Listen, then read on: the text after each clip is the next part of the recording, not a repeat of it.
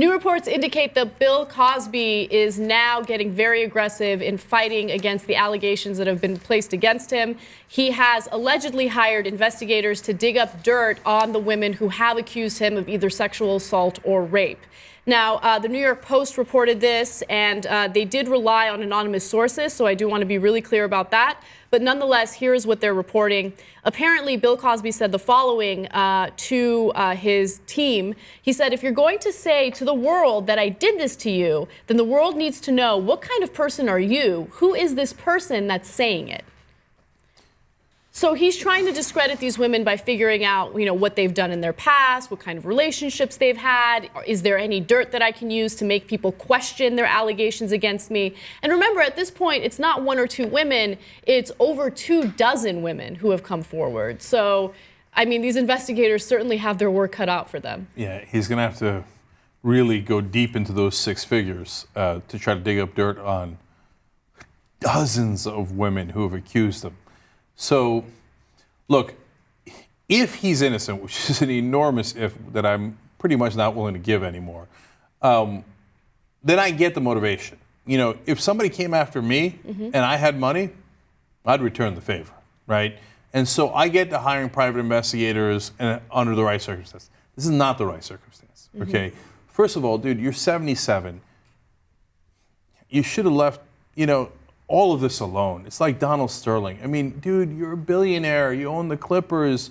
Just go away. So we've been over that, right? But in this case, to more aggressively get in the news by attacking what most people believe are your victims of rape and sexual assault, to go back decades later to try to dig up dirt from them from back then and from today. Look, I get the motivation because it's not just spiteful. It's to say, hey, you know what? I didn't do it because they're all crazy. All 25 of them are crazy? I don't know what the number's up to now. Is it up to 30? They're all crazy? You're going to dig up dirt on all of them?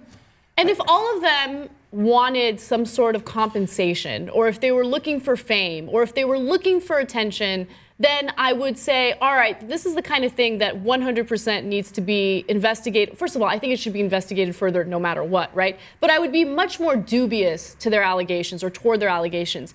In this case, the vast majority of the women have absolutely no interest in compensation. They don't want anything. This has actually put them in a very negative light because people are questioning them. People are accusing them of lying of sexual assault. That's not a fun situation to be in. No one wants to be a public figure for that reason. In the 2005-2006 case, there were 13 women who came forward and were willing to testify against Cosby.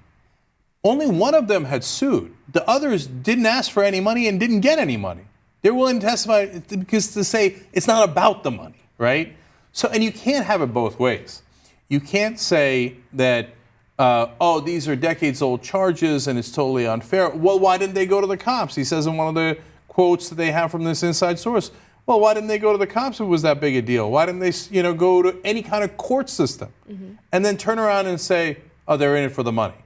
But no, they didn't go to court for money. So you can't have both of those pieces of logic. That doesn't make sense. Either they went to the courts to get money or they didn't.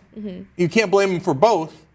Yeah, this whole story is so strange. And I think the most uncomfortable part of it is not knowing whether or not there will ever be any justice or any real answers. Because there is an issue with statute of limitations. There is an issue with him not really addressing the allegations. He's been dodging it the entire time. And then we find out that behind the scenes, he's trying to dig up dirt on these women to discredit them.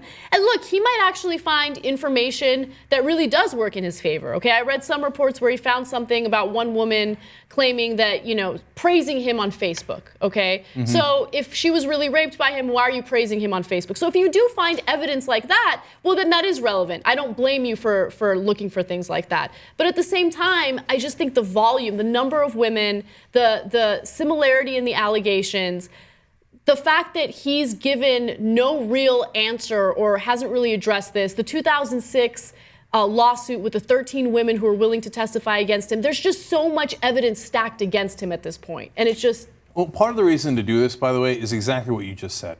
They'll cherry pick a couple of cases, and out of all those women, you're not going to find something, quote unquote, incriminating about some of them.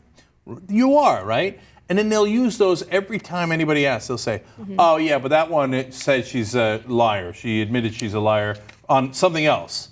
But she admitted she's a liar. And that one once praised them afterwards. And by the way, it's unfortunately something that happens all the time. People who are sexually harassed and sometimes even sexually assaulted, they're afraid of coming out, et cetera, and then they have polite interactions with people afterwards, right? It happened in the Clarence Thomas and Anita Hill case as well. So, and then they'll use their politeness against them later, right? So anytime it'll come up, their defense will be like, oh, no, it's all disproven. One was a liar, the other one praised them later. Just dismiss it. It's 50-50. Yeah. That's what they're going for.